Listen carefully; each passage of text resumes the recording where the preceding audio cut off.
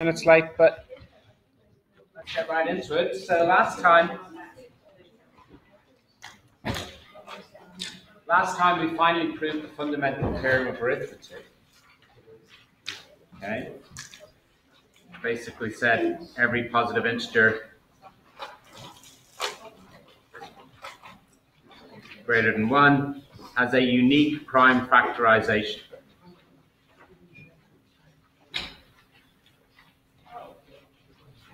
We don't need the greater than 1 bit.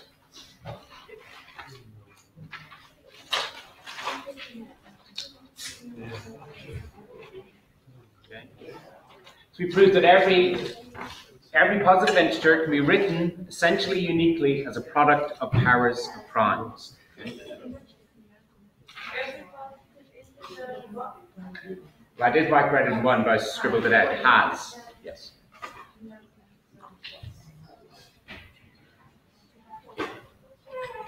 Okay, so these pi's are prime, and the alpha i's are strictly positive integer powers.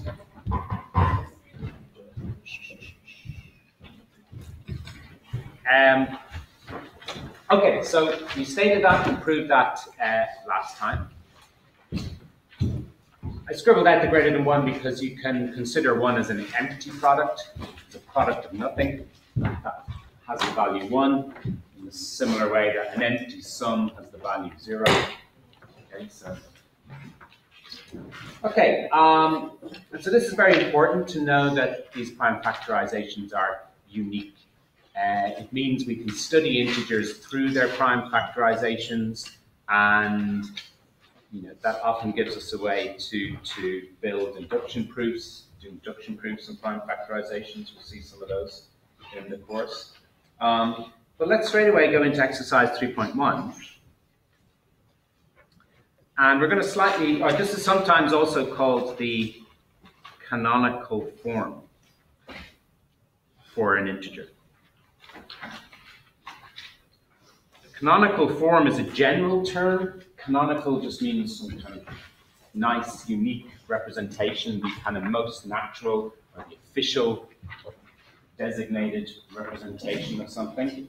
Canonical form. And probably not getting the technical meaning quite right. But the canonical form for a positive integer would be its prime factorization. And exercise 3.1 will slightly adapt that canonical form. If we let P1, P2, P3, etc. be the list of positive primes, be the list of primes in order, so i.e. P1 is 2, P2 is 3, P3 is 5, etc. So these are the list of all of the primes. Then if we've got, so I was slightly adapting the example as it's written in the notes. If we've got two integers, we've got a and b, we've got two positive integers.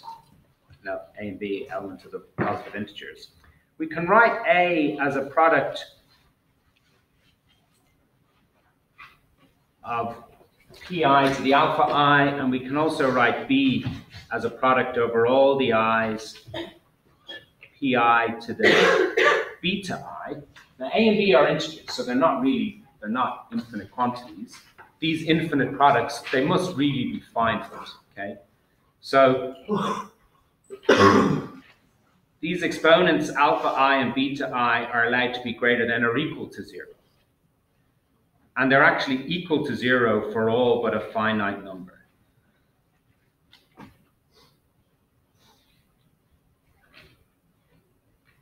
So this just means that I'm considering the two integers a and b as products of powers of primes, and it's exactly the same list of primes that are used in both expressions.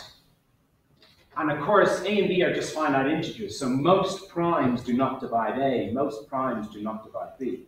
So most of those alpha I and beta I are 0. Or more specifically, all but a finite number of them are 0. Of course, a prime to the power 0 is just 1, so it's just like doesn't change the value of the product if you got those things. So the only time you have alpha I strictly bigger than 0 is when that prime pi actually divides the integer a. So there's a problem here. The problem or the task is to express the GCD and the LCM, the greatest common divisor, and the lowest least common multiple of the pair A and B in a nice way from this. And what that actually means is we can write the greatest common divisor of A and B. Similarly, we can write down its representation as a product of primes. And we can write the least common multiple of A and B as a product of powers of primes. But the question is, what is the power in each case? So let's call this gamma I, gamma associated with G, and lambda I, lambda is the Greek L, associated with the least common multiple. So gamma I and lambda I are the exponents here. And then, but the question is, what is gamma I? And what is lambda I? Now, what kind of things do we expect them to be? See, this is the greatest common divisor of A and B. Hopefully, we can judge what that is from the prime factorizations of A. The least common multiple of A and B, hopefully, we can judge what that is from the information in the prime factorizations of A and B. Now, the PI, the P1, P2, P3, that's just completely standard. That's just the list of all the primes. So the information about A is really inside all the exponents alpha I. And the information about B is really inside all the exponents beta I. So the kind of answer we're expecting here is gamma I should be some function of the alpha I and beta I. If we know the alpha I and beta I, we should know what the collection of exponents gamma I are for the primes in the GCD.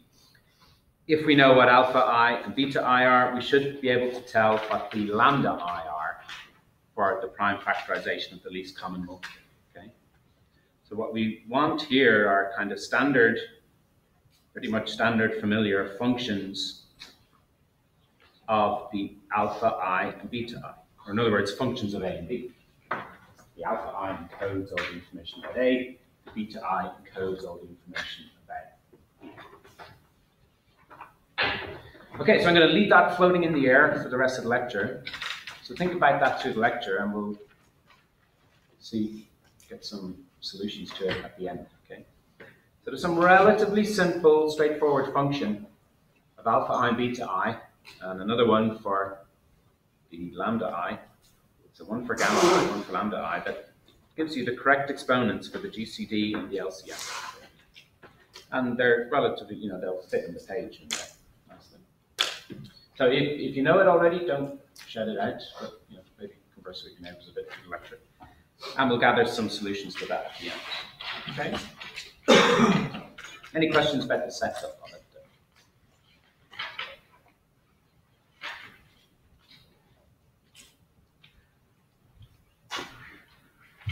What relation do the exponents of the primes of the GCD of A and B, what relation do those exponents have of the exponents of A and the exponents of B?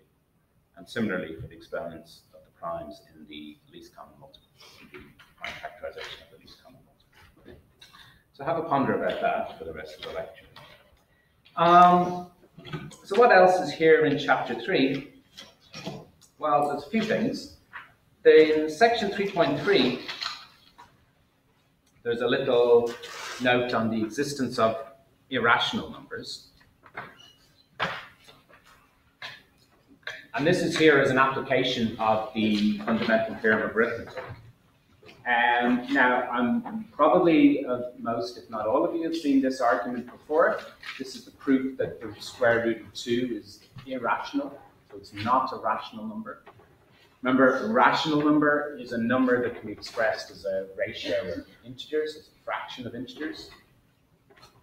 At one point, maybe humans thought that that was all numbers, that, you know, every possible length or every possible quantity could be expressed as a fine enough fraction.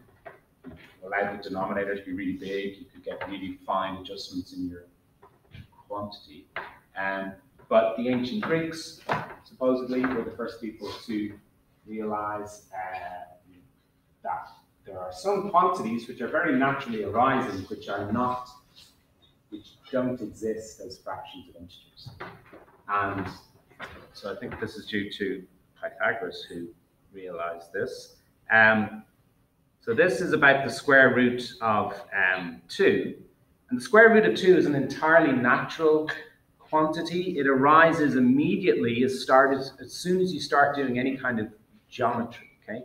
So if you have two sides of length 1 and put them at right angles at the corner, then of course the hypotenuse of this triangle is, of course, we all know, some of the square root of some of the squares of the opposite side. So the length of the hypotenuse is the square root of 2. So you encounter it immediately as soon as you start doing any kind of geometry, any kind of mathematical geometry. Okay? But they realized that the square root of 2 was not a rational constant. Okay? And there's a proof by contradiction. So maybe a lot of you have encountered this before. But we're going to see it, and we're going to emphasize the role that the fundamental theorem of arithmetic plays. Okay. So it's a proof by contradiction. So we suppose, on the contrary, we suppose it was a rational number. Okay. And out of that, we're going to get a contradiction. Okay. So if it is a rational number, that means it has a representation as a fraction of integers. Okay. A over b, where a and b are integers. And we make an extra assumption about the a and b. Of course, you know, the same quantity can be represented by many different fractions. If there's common factors above and below the line, you can multiply above the numerator and denominator by anything, and you don't change the fraction. So we assume that the a and b, that the fraction a over b is being fully reduced. So that means there is no common divisor between a and b. If there was, we could cancel it out of the fraction and reduce it to a smaller numerator and smaller denominator. Okay. Now, just manipulating this equation, squaring both sides and cross multiplying gives us this nice equation in integers that b squared is 2 times b squared is a squared. But from this, we can see that b divides a squared, okay, because b divides the left-hand side. B divides the left-hand side, so it must divide a squared. Okay. And then there's two cases. Either the numerator b is bigger than 1 or it's equal to 1. I mean, you can deal with the equals to 1. I mean, if b was equal to 1, that would mean we're assuming that the square root of 2 is an integer, but that's not true. Square root of 2 cannot be an integer. It has to, if you square 1, you get 1. If you square 2, you get 4. Square anything bigger than 2, you get something bigger than 4. So there's no integer around that can square to give you the value 2. So the square root of 2 is certainly not an integer. So we can discount the b equals 1 case straight away. So therefore, b is strictly bigger than 1, this denominator. And so from the fundamental theorem of arithmetic, then we know there's at least one prime p that divides b. Maybe b is a prime itself, in which case we'll run this argument on b, but what we do know is there's at least one prime that divides into b. So therefore, this prime divides a squared, okay? Because the prime is dividing the left-hand side, so it must divide the right-hand side. And from Euclid's lemma, we know now that if a prime divides a product, remember Euclid's lemma was that if p divides xy, p divides a product xy, then p divides x or p divides y.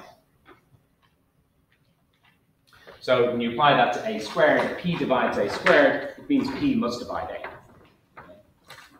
Because you get p divides a or p divides a. So p divides a. But now we're in a situation that, and they're nice beside each other here, one above the other, we've got a prime p that divides b and divides a.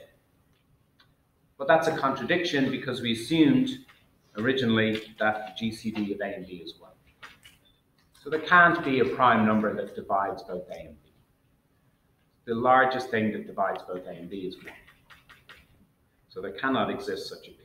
But there does exist such a P if we assume that the square root of 2 is A over B. So that proves that there is no fraction A over B that is equal to the square root of 2. So therefore the square root of 2 is an irrational quantity. It is a proper number, a proper quantity. It arises immediately as a length in a triangle that can be easily constructed. But it's not a fraction. It's not a fraction of integers. So the extra bit here is just dealing with the b. So one case, but we've already dealt with that. Okay, so that's a nice application of knowing the existence of prime factorizations and the use of Euclid's lemma, which was the key step, remember, in proving the fundamental theorem of arithmetic. I've left here as an argument here. You can extend that. So this argument of considering the reduced fraction, running a proof by contradiction, and so on, you can generalize that out. There's nothing special about 2 really being used here. So you can generalize that out to this general fact that if you consider square roots of integers, either the square root is an integer, such as square root of 25 is 5, square root of 36 is 6, etc. So either you have an integer square root, or you have an irrational square root. There's no in-between case. So this theorem 3.6 is saying there is no integer whose square root is a rational number which is not an integer. So it's essentially the same argument that we've just seen for the square root of 2 case that you can apply there. So I'll leave that as an exercise for you. That will be something we could look at in the tutorials this Friday. Okay. Any questions so far?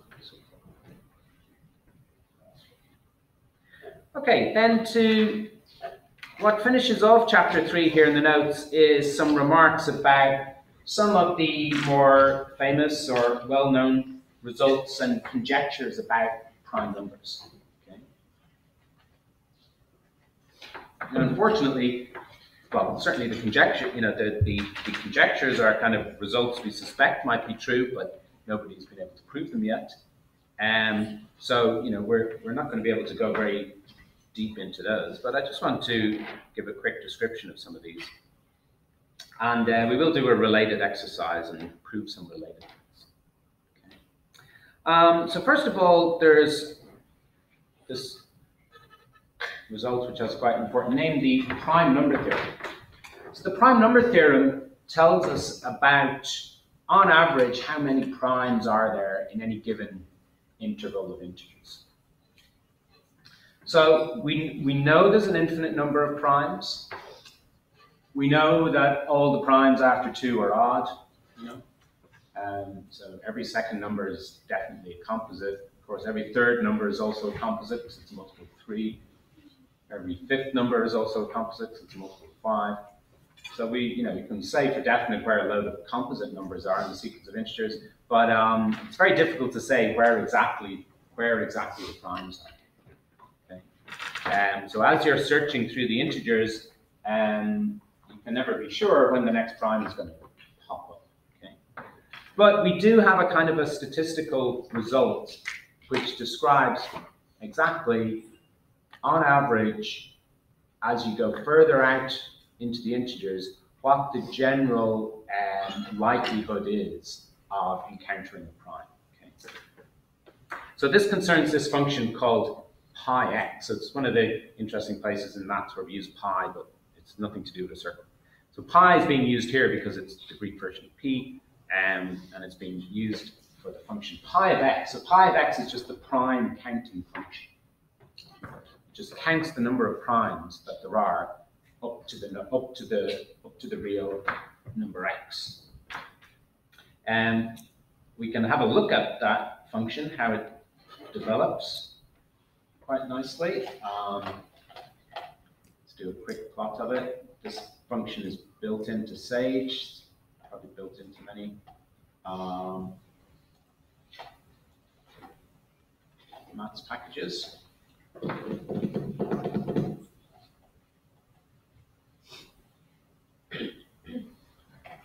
you start thinking in your mind what the graph of this function might look like.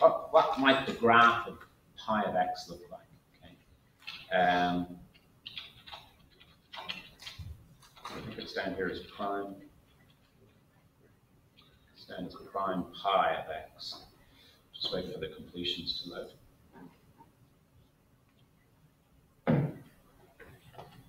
You load up your Sage worksheet. So you normally discover commands by using tab completion, by typing a bit of the command and pressing the tab key, and it shows you the legitimate continuations of that. But they sometimes take a while to load when you first start the worksheet. So it's here as prime pi. So prime pi, we bring up the help about it. Prime pi is the prime counting function. Prime counting function counts the number of primes less than or equal to a given value. And I believe it has a plotting, an inbuilt plotting. Yeah, it's got its own special plotting routine to make it look nice. I think it adds in the vertical blue sections. Normally, if you were plotting a function like this, you wouldn't plot the vertical blue lines, but we did here just to make it look nice. So that shows you the value. So yeah, if you were thinking about what the graph of it might look like, it's sometimes described as a staircase function, because like less than 20. So there are a certain number of primes less than 20, 7 or 8 of them, or whatever. Okay, you can think about what they are. But then you go 21. Well, that's not a prime. 22, that's not a prime. So the function stays flat for a while as you're passing through composite numbers. But then you hit 23, of course 23 is a prime, so you have to jump up 1 unit. Then you hit 24, it's composite, 25, composite, 26, composite, 27, composite, 28, composite, 29. So when you reach 29, you make another step. Okay? So it's a staircase function. Okay? You come along constant for a bit, passing through composite numbers, then you encounter a prime and you tick up one value because you counted one more prime. Okay? I think we put a large number here, it'll continue the graph. No.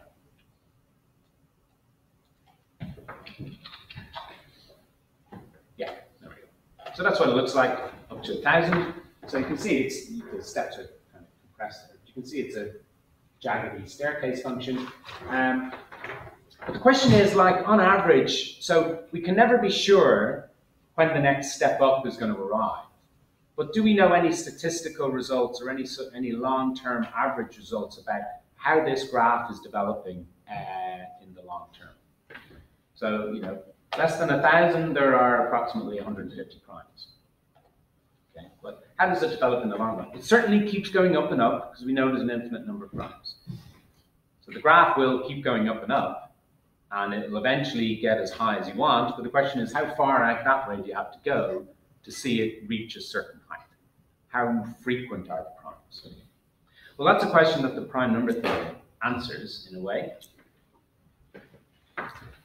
And it answers it with this function. So the way to think about it is that in the long run, on average, pi of x is approximately x over log x, where log is the natural log.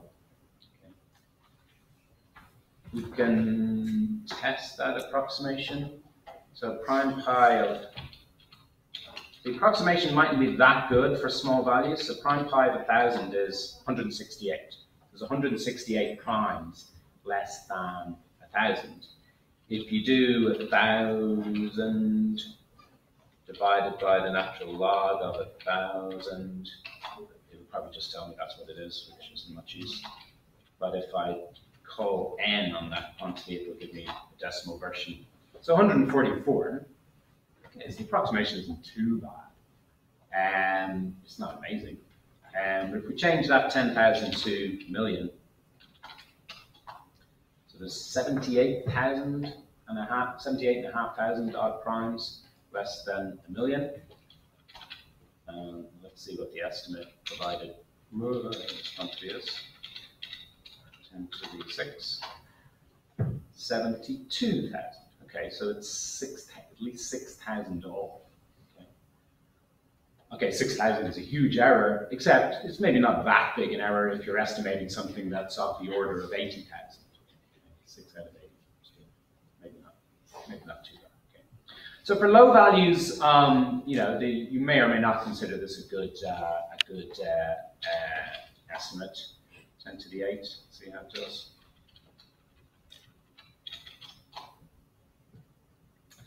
Six, so it's 54, whatever it is, and the actual answer is 57, whatever it is. Okay, so it's not doing terrible at estimating the true value, but there's still large errors, of course. And there has to be, because we don't know exactly, the primes are not so easily described, so there is going to be random variation. But however bad this estimating function is for low values, what we do know, what we have proved, is that in the long run, it gets better and better. And it continues to get better and better. And relatively speaking, relative to the value, the actual precise value of pi of x, the errors are disappearing. Although there will always be errors, and they probably continue to get larger and larger. But when you're comparing it to the size of the quantity you're estimating, the errors are getting relatively small, so they're disappearing. So the way this is expressed is that the limit of the quotient of the two quantities is approaching 1. Okay?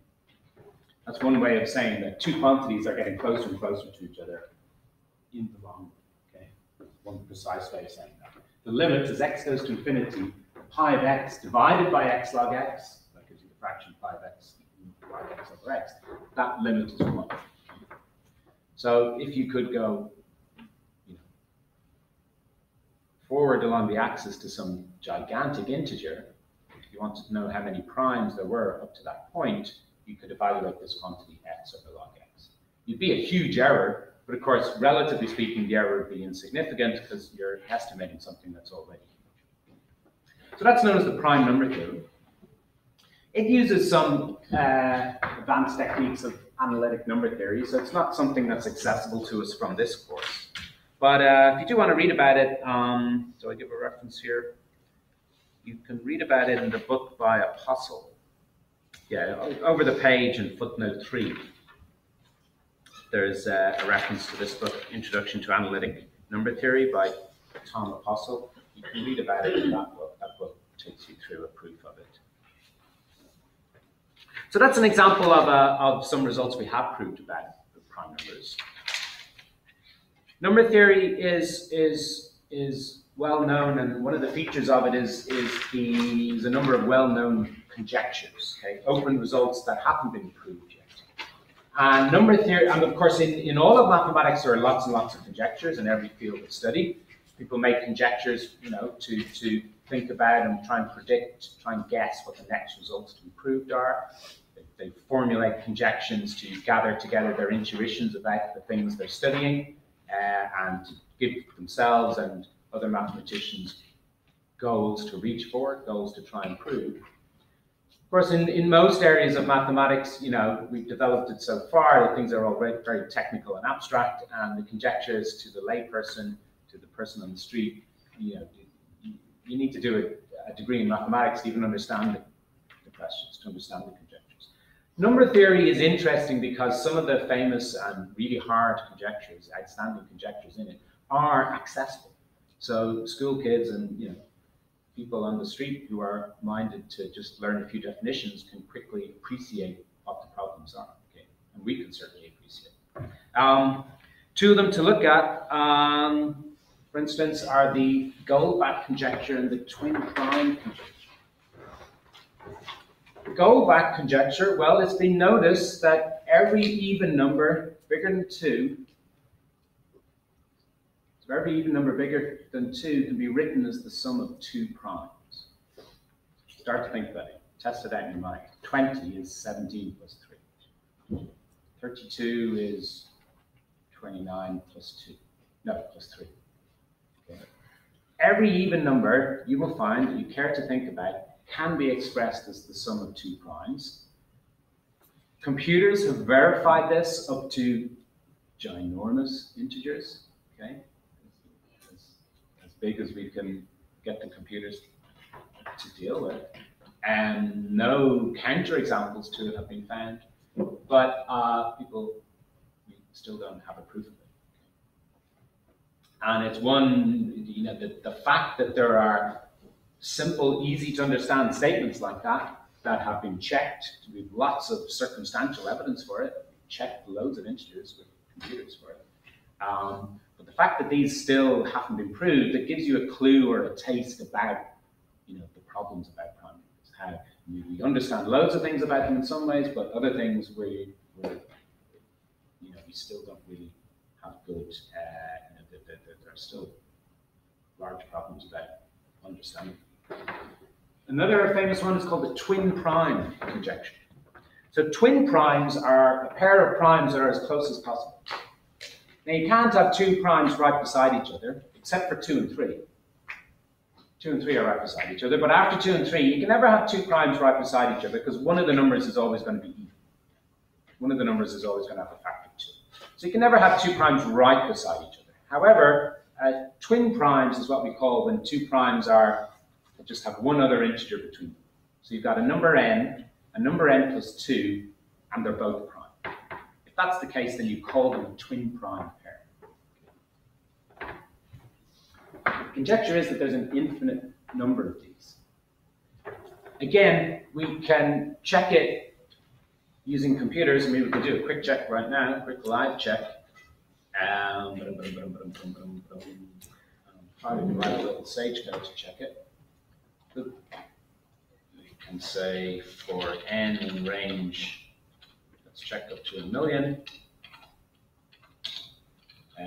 If n is, so I think there's a function is prime, I believe, is prime. Is prime gives you true or false, depending on whether the number is prime. If is prime n and is prime n plus 2, then we'll just print the pair n and n plus 2. Am I good? Lots of twin primes. Okay. 3, 5, 5, 7, 11, 13, etc. All the way up to, still executing, stop flashing green, so it's finished. Okay, so the last twin prime pair beneath 1,000,000 is whatever. Those two numbers. Loads of 9s, 59, loads of 9s, 61. Okay. And we could Google the largest known twin prime.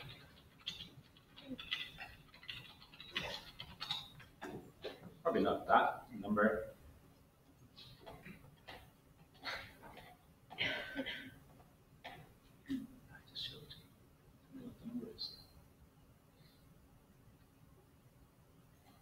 Twin prime, largest.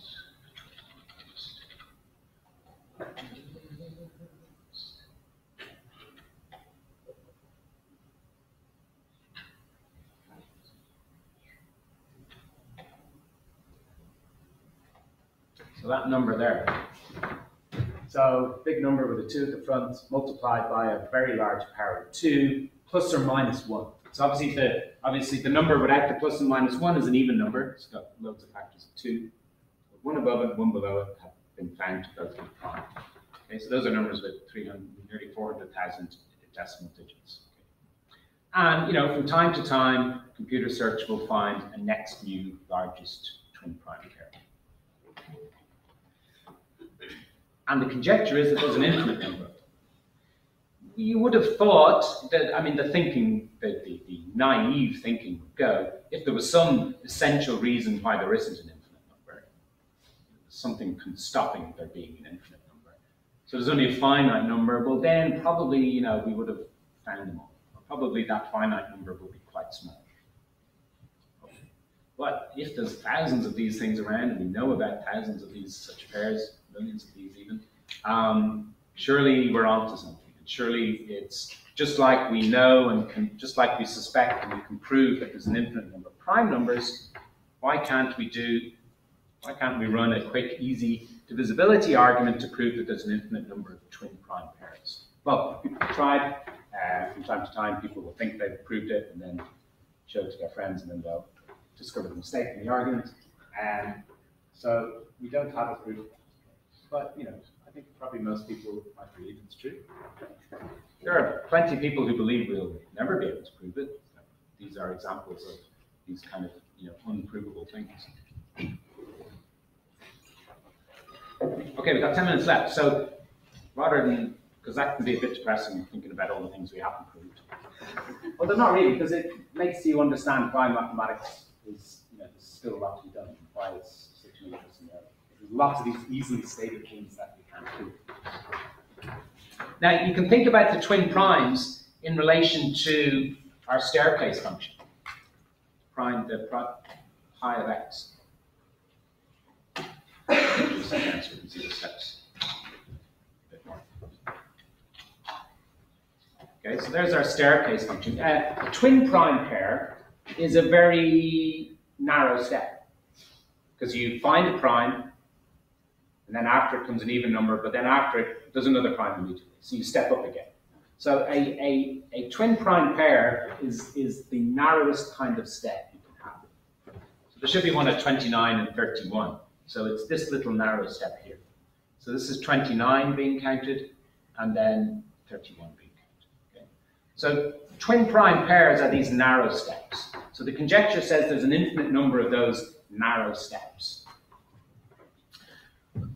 Well, if we invert that thinking, flip that thinking, instead of thinking about narrow steps, let's think about the wide steps. See up here is a very wide step. This number was prime, we counted it, and then all the next few integers were all composite. And then we found another prime. So we could ask ourselves, what about the wide steps?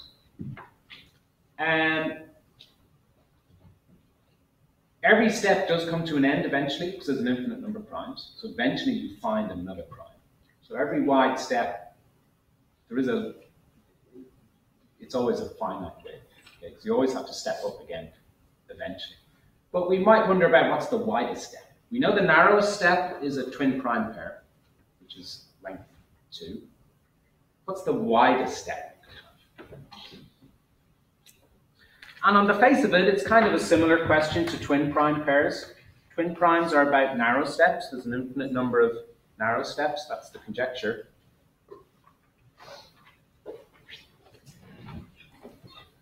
But what about these wide steps?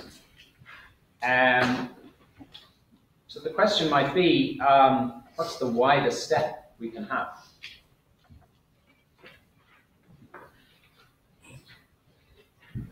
Thinking about step width in the graph of pi of x. Pi of x is the number of primes less than x. Okay. Twin prime pairs, twin primes correspond to narrow steps. The conjecture is there's an infinite number of them.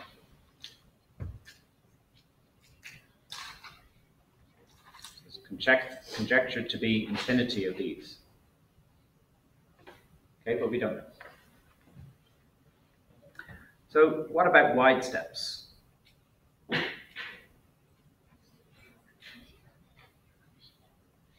What is the widest step?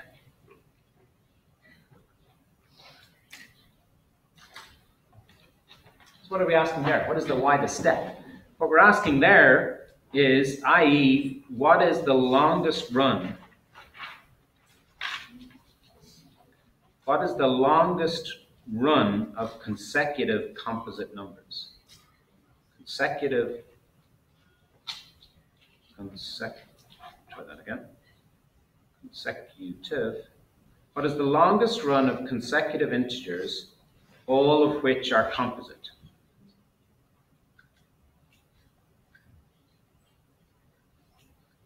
Not prime. Okay? That's a wide step. You keep checking the list of integers and they're all coming out composite, so you don't increase the prime counting. That's a wide step, and you have a long run of these. So that's the question. Now, is that a conjecture? Is that something that we don't know? I showed you a wide enough step on that first part of the graph. You could do computer search, you could plot the graph over a large range. You could find lots of wide steps. But is there any way to access what the length of the largest wide step is. So on the face of it, maybe when we present it like that, it kind of seems of similar status to the twin prime conjecture. You know, you're asking about narrow steps and wide steps. If it's really hard to prove things about narrow steps, maybe it's really hard to prove things about wide steps. And this again is another example of the frustrating nature of prime numbers, is that it turns out this question, although I've done my best to kind of try and trick you to think it's an equivalent problem, well, this question is dead easy to answer, and we can prove it straight away. And so that's a measure of the frustrating, you know, some questions are just undergraduate exercises, so to speak. Some questions are, although they read similarly, are outstanding conjectures that no one's been able to prove yet. Okay. So the answer to this question is there is no widest step.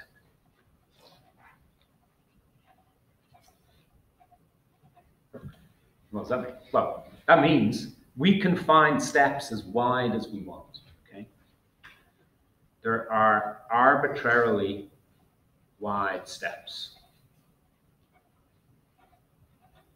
in the graph of pi of x, or equivalently, there are arbitrarily long runs of consecutive integers, all of them the composite. Okay? So we can prove this using,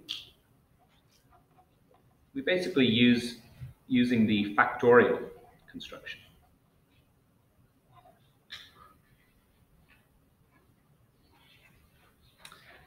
Consider n factorial. N factorial has a lot of factors. Yeah? N minus 1, n minus 2, etc. All the way down to 3, 2, 1. That's the factorial of n. There's lots of factors there. And all its factors are consecutive. Sorry, all of those factors are consecutive. So there's a nice long list of consecutive integer factors. 1, 2, 3, 4, 5, 6, 7, all the way up to n. And we can use that, we can use this as a starting point to produce a long list of composite numbers. Because we consider the sequence which begins here, n factorial plus 2, n factorial plus 3, n factorial plus 4, n factorial plus 5. Keep going and going. How far can we go? Well, we can at least go all the way to n factorial plus n. Now, the question I'll ask you is, are any of those numbers prime? Could it be that any of those numbers are prime? Is n factorial plus 2 a prime number? No, why not? We don't know what n is. Yeah, we don't know what n is, but we do know whether it's a prime number or not. Well, n factorial must be even. Okay. So if you add 2 to it, it's still even. Okay, n factorial is even, it's divisible by 2. Mm-hmm. Yeah, perfect. Add 2, still even. So it's an even number. If we choose n large, so it's not 2. 2 is the only even prime. 2 is special like that.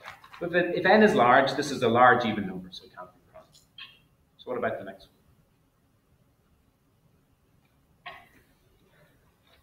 N factorial is also divisible by 3. Yeah. So 3 divides n factorial. You're adding on another 3, so you're still divisible by 3. N factorial is also divisible by 4. It's got a factor of 4. So you add another 4, it's still divisible by 4. N factorial plus 5 has a factor of 5. You add another 5, it's still divisible by 5. So this is divisible by 2, this by 3, this by 4, this by 5, this by 6. And we can continue that same argument all the way up to this one.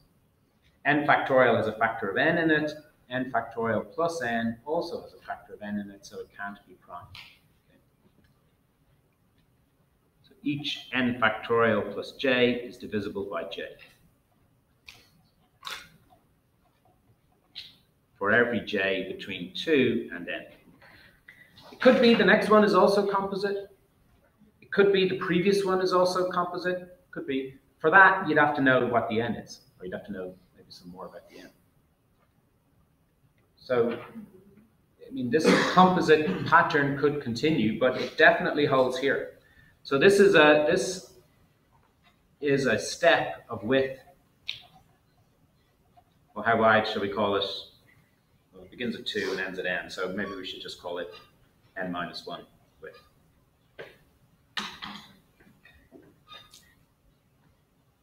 Well, I don't know. It depends where you measure it. Right, it's a step of length n minus 1. So you can do that for any value of a. So you can find locations in the sequence of integers. We can point to them exactly. We can tell you where they start.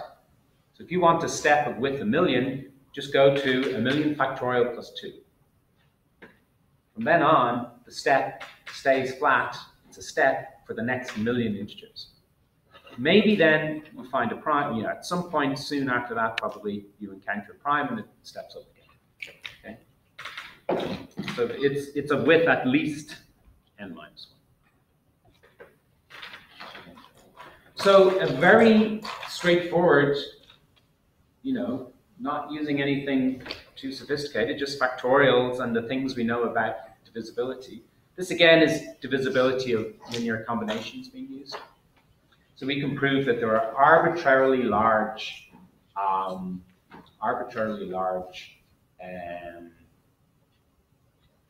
wide steps. Actually, an infinite number. Because you can just multiply this beginning. Yeah, you can just multiply that beginning n factorial by any other number, and you've still got so that will translate you forward in the sequence of integers, but at that place again, there'll be a step of width n minus 1. Starting from there, so you can run the same argument. So wide steps are trivial to deal with, essentially. Narrow steps, nobody yet has proved that there's an infinite number. Although we suspect from computer investigations and other considerations, we suspect there is an infinite number of them, but it's very, very frustrating that we can't prove it.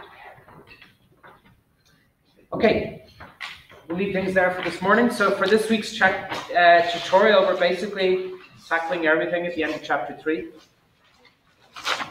Oh, what about the question I posed to you? Anybody got the answer? Hands up if you know the functions. Okay, so think about that for Friday too. What are the nice functions for gamma I and lambda I that go in there?